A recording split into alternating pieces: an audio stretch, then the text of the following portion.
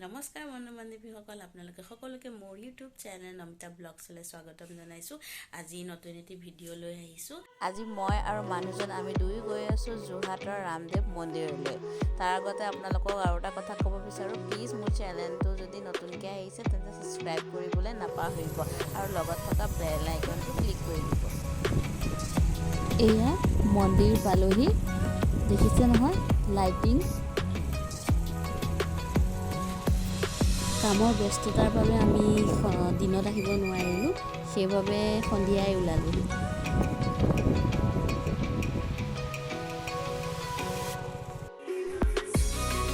এয়া বাহিৰৰ দৃশ্য, বাহিৰৰ পৰা দেখিছেনে কি ধুনীয়া লাগিছে। এইটো মন্দিৰখনৰ এন্ট্ৰেন্স গেট, ইমান ধুনীয়া লাগিছে ন। ইয়াৰ পৰা আপুনি ওপৰলৈ গ'লে মন্দিৰটো ভিতৰত আছে, দেখিবলৈ দেখিছেনে ইমান ধুনীয়া লাগিছে। এনে লাগিছে যে আমি সঁচাকৈ ৰাজমহল এটালৈহে আহিছোঁ। ওপৰত দেখিছেনে ইমান ধুনীয়া গণেশ ভগৱানৰ মূৰ্তি বনাইছে।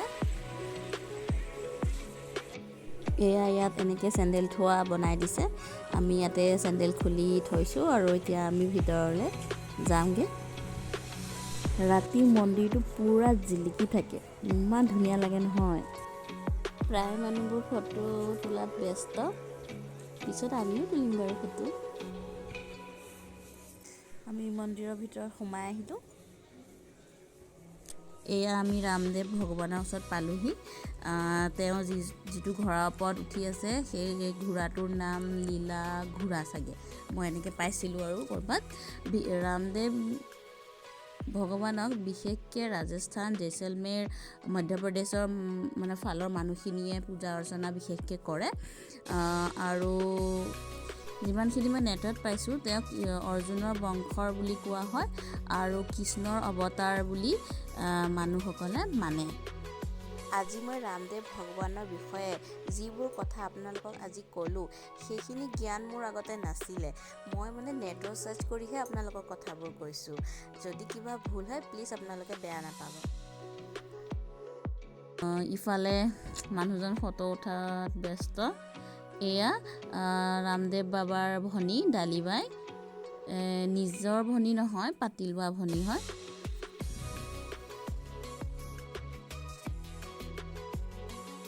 গোটেই মন্দিৰটোৰ ভিতৰৰ ফালটো আপোনালোকক ভালকৈ দেখুৱাওঁ। মই ইমান ভালকৈ ভিডিঅ' কৰিব নাজানো মানে, হ'লেও মানে গোটেইখিনি উঠাবলৈ চেষ্টা কৰিছোঁ। দেখিছেনে ওপৰত ইমান ধুনীয়া লাইট, দেখিছেনে? মই গোটেই ৰাউণ্ডকৈ দেখাই দিছোঁ এবাৰ, দেখিছেনে? চাওক, এয়া কৃষ্ণৰ সখীসকল গছত উঠি আছে,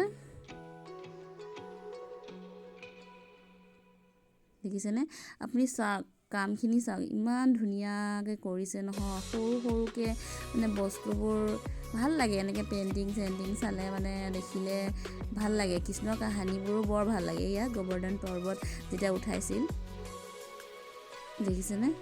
গোটেই মানে কৃষ্ণৰে কাহানীখিনি ধুনীয়াকৈ মানে বৰ্ণনা কৰি দিছে। আপোনালোকে মানে ছবি চালে মানে গোটেইখিনি কথা মনলৈ আহি যাব আৰু।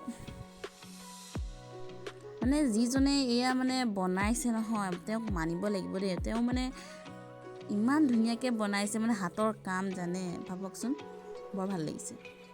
এতিয়া আমি ভাবিছোঁ ওপৰলৈ যাওঁ। ওপৰ মানে এইটো তলৰ পাৰ্টটো আছিলে, ওপৰৰ পাৰ্ট আছে আৰু এটা।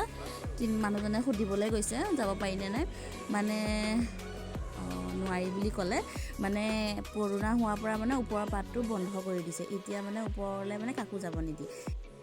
দেখিছেনে ইমান চাফ চিকুণকৈ থৈছে মন্দিৰ, মানে অকণো মানে আপোনাৰ লেতেৰা নাই। এনেকুৱা জেগাতহে আহি মানে একদম ভাল লাগে। এইটো বেক চাইডৰ দৃশ্য, আমি ওপৰলৈ যাব নোৱাৰিলোঁ। ভাল বনাইছে, এইবিলাক জেগাতে আহিব মন যায়।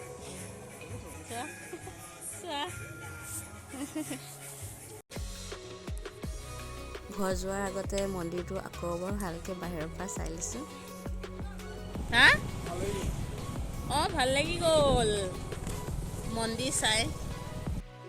যদি আপোনালোকক মন্দিৰ চাই ভাল লাগিলে তেন্তে লাইক আৰু ছাবস্ক্ৰাইব কৰিব নাপাহৰিব আৰু আমাক আগুৱাই যোৱাত সহায় কৰিব।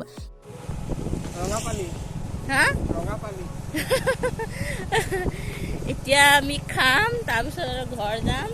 আৰু তুমি খাবা কফি আৰু চিকেন চিকেন আইটেম কি বাৰ্গাৰ চিকেন বাৰ্গাৰ ঠিক আছে মই চাওঁ কি খাওঁ খাই মেলি লওঁ হা মোৰ কি মই চিংগাৰা তুমি বাৰ্গাৰ বাদ দিয়াহে